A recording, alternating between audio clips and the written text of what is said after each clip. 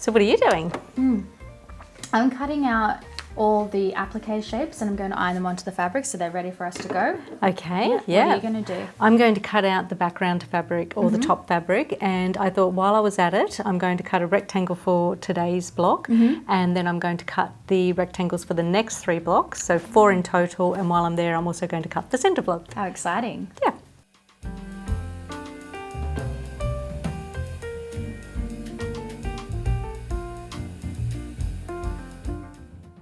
So this is how you cut out, and I'm going to explain this for a right-handed person, but if you're left-handed, just put it in reverse. So first of all, square off your right-hand edge and then measure across 26.5 inches and then 26.5 inches again. So we're going to use a tape measure for this.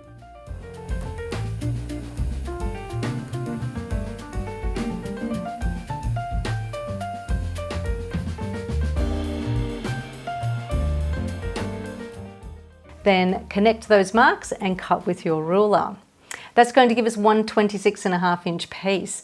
So we're going to do that again. So we're going to cut another 26.5 inch piece. Now take the first 26.5 inch piece, open it out and press the crease on both of them. Then go back to the cutting mat and open those pieces out and fold them in half so that you've got the selvages on opposite side edges. Make sure that that folded edge is nice and straight on one of the lines on your cutting mat.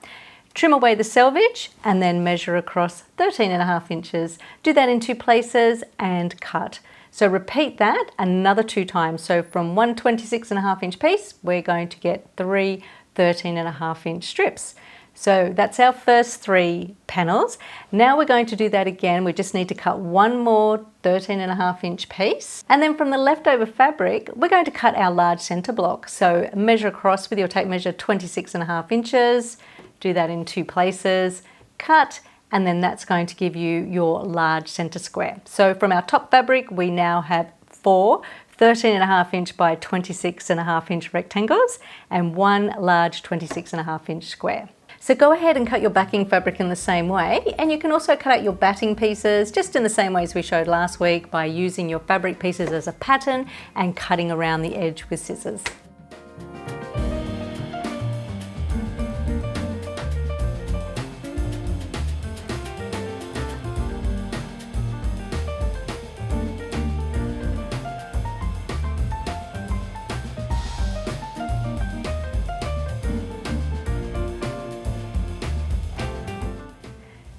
Are you using the applique mat?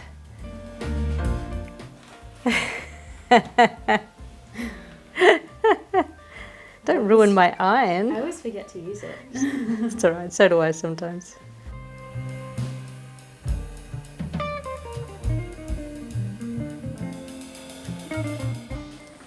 So make sure you squeeze those shapes in as much as possible. Yeah, we want to save that fabric. Yeah, that's right. Make sure we've got plenty for the quilt.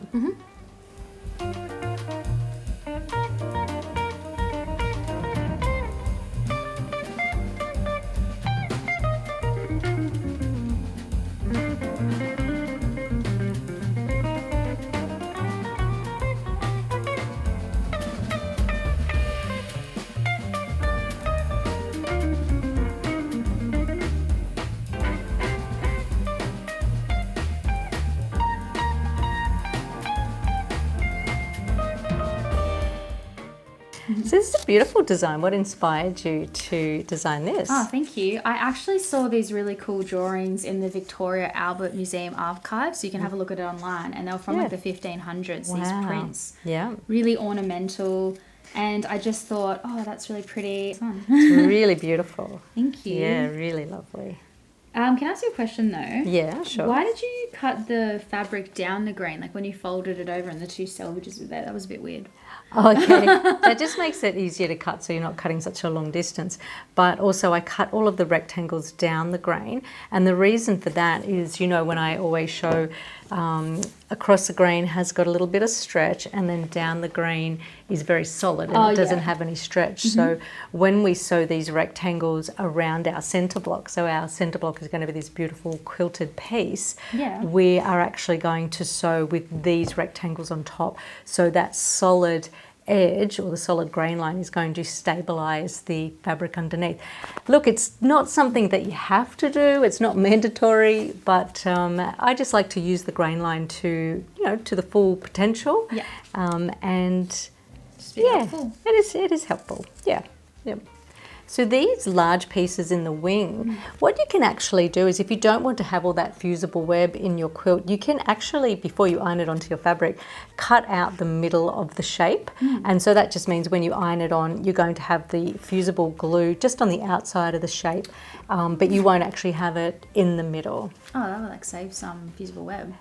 Well, maybe because you're cutting out a hole and then, well, maybe you can You'd fit use that that hole somewhere. somewhere else. Yeah, you could. Is that a technique? What's it called? I think they call that windowing, but the other thing you would have to be careful of is that this is actually a light, well, it's white, isn't it? And so if Yeah. you were using like a black background, then that little hole that you cut in the middle of the fusible web will actually show through. Oh, okay. So it's a personal choice whether you want Only to do do it with that. light fabrics, I guess.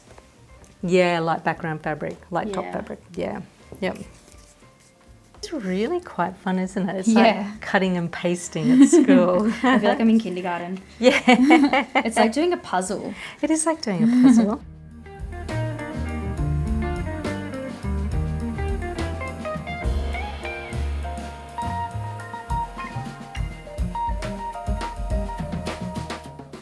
So now that the applique shapes have been ironed in place, if you were going to blanket stitch or zigzag, you would do that first of all just on the top layer.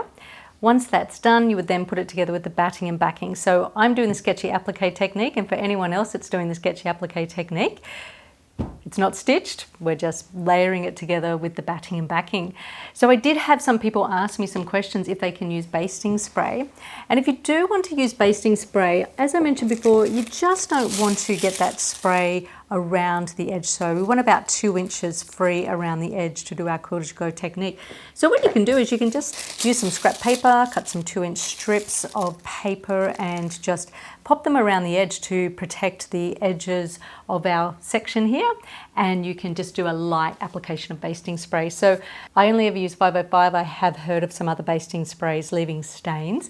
But what I'm going to do with my one this time, because I do find that the sketchy does need a little bit more holding together, especially in a bigger piece like this, I'm going to use my glue pen, my Surline glue pen, and I'm just going to do a couple of dabs just here and there, just like that, keeping it away from the edge, of course. And then I'll just smooth my top piece over. Do the same to the other side and the same on the back, and just pop in some safety pins around the edge and in any of the blank spaces. And I'm ready to start my sketchy applique. Or for B's and Z's, just quilting around the edge of the shapes.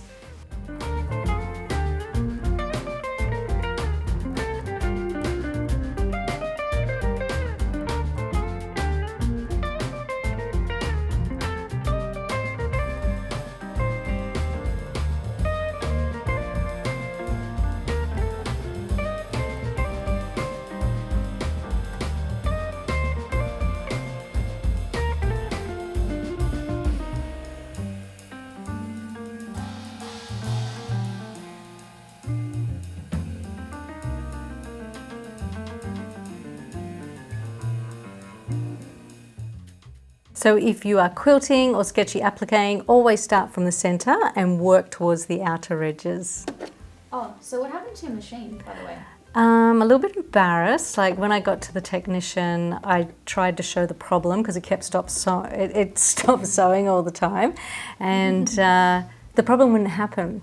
So we're thinking that I either didn't have my foot control plugged in properly, or I may need a new foot control. So we'll see. Fingers crossed. It's going all right at the moment.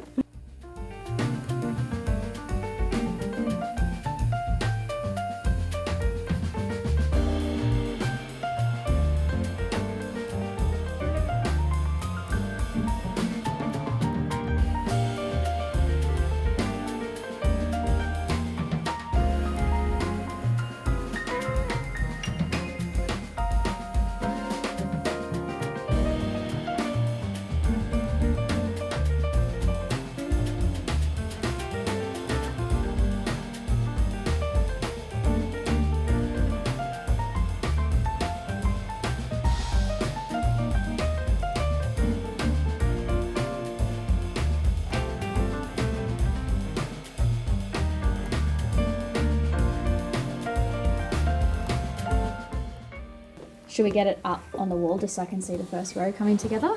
Yeah. Yeah. It's very exciting. I'm so excited. I feel like I lost a block. Oh no, here it is. Okay, so we're going to put this one up first. Yeah, I just want to see what it looks like. Yeah, so we're going to go here.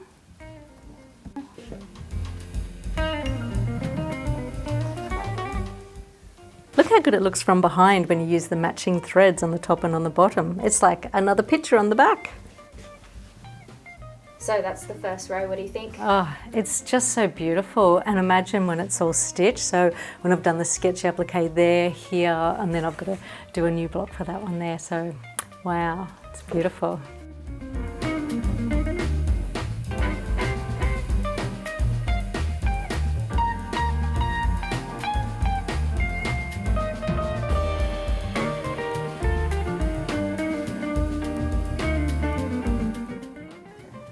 I have a lot of sewing to do, so I better get to it.